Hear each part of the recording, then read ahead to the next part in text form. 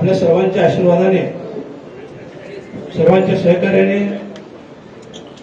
या लोकसभेचं मतदारसंघाचं नेतृत्व करण्याची मला संधी द्या, अशा प्रकारची अपेक्षा व्यक्त करतोय। खास करून आताच सन्माननीय आव्हाड साहेब यांचं आगमन झालं।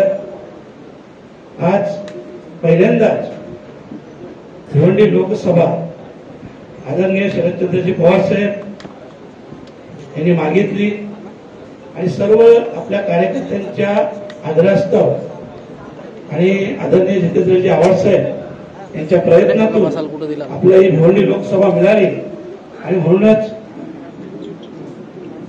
जो विश्वास आज आदरणीय शरदचंद्रजी पवार साहेब यांनी आपल्यावर व्यक्त केलेला आहे तो विश्वास सार्थ करून दाखवायची जबाबदारी आपल्या सर्व कार्यकर्त्यांची आहे। आणि मला पूर्ण कल्पना आहे शेवटी हे सगळं करताना कार्यकर्ता हाच खूप महत्वाचा असतो आणि जर पाया मजबूत असला तर कळस नक्कीच चढतो। मी खास करून एवढंच बोलेन की भिवंडी लोकसभेतील आणि शहापूरमध्ये खूप मोठ्या समस्या आहेत।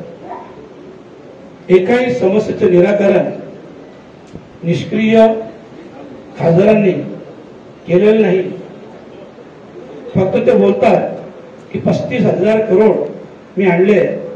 मी त्यांना आवाहन केलं, आज जो आमचा शहापूरचा पाण्याचा प्रश्न आहे 10 वर्ष एक देखील टँकर कमी झाला नाही आणि अशा परिस्थितीत तर 1,000 करोड जरी आमच्या शहापूरसाठी दिले असते तर संपूर्ण शहापुरात पाण्याचा प्रश्न मिटला असता। आणि खास करून शहापूरमध्ये रोजगाराचा खूप मोठा असा प्रश्न इथे निर्माण झालेला आहे। जी आपली MIDC आहे अगोदरचीच MIDC डब घ्यायला आलेली आहे आणि त्यात शासन पुन्हा एकदा एक MIDC बनवते। MIDC बनवते तिचं स्वागतच आहे कारण MIDC ही रोजगार निर्माण करते, परंतु जी अगोदरची आपली MIDC आहे तिथं ज्या गोष्टी ज्या फॅसिलिटीची आवश्यकता आहे त्या गोष्टीची पहिले पूर्तता करायला हवी होती आणि ती पूर्तता न केल्यामुळं आज तिथं आपण त्या MIDCची अवस्था पाहत असाल।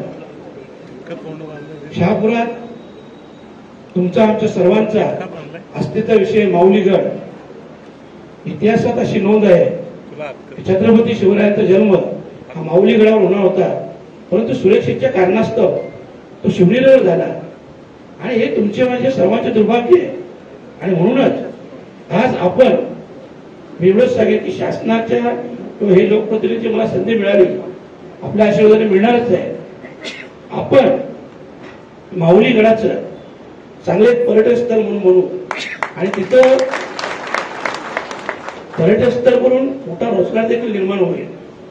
आज आपल्याकडे एवढा मोठा नदीचा भाग आहे, डोंगरदऱ्या आहे, रेल्वे गेलेली आहे, पण तरी सुद्धा शहापुरात हे डेव्हलपमेंट होत नाही। याचं कारण फक्त आणि फक्त या नेत्यांची उदासीनता आहे, या शासनाची उदासीनता आहे आणि म्हणूनच हे सर्व प्रश्न घेऊन आपण पुढे जाणार आहोत। आणि सगळ्यात महत्वाचं सांगतो, दुसरा एक सर्वात मोठा रोजगाराचा एक विषय आहे आणि तो म्हणजे गोडाऊनचा वेअरहाऊस। आज शहापूरमधून शेकडो तरुण मी बघतो आमच्या भिवंडीत येतात फक्त ना फक्त रोजगारासाठी।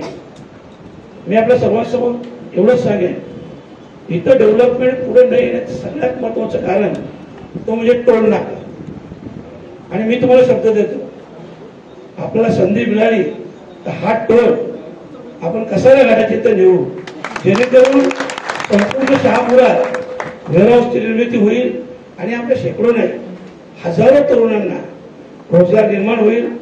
अशा प्रकारचे अनेक प्रश्न आहेत। आपल्या आजोबा पर्वताची डेव्हलपमेंट आहे, आपण रस्त्यांची परिस्थिती पाहता, या सर्व गोष्टींसाठी आपल्या सर्वांसमोर एक खूप मोठा पर्याय महाविकास आघाडीच्या माध्यमातून, इंडिया आघाडीच्या माध्यमातून खूप मोठा पर्याय आपल्या सर्वांसाठी निर्माण झालेला आहे।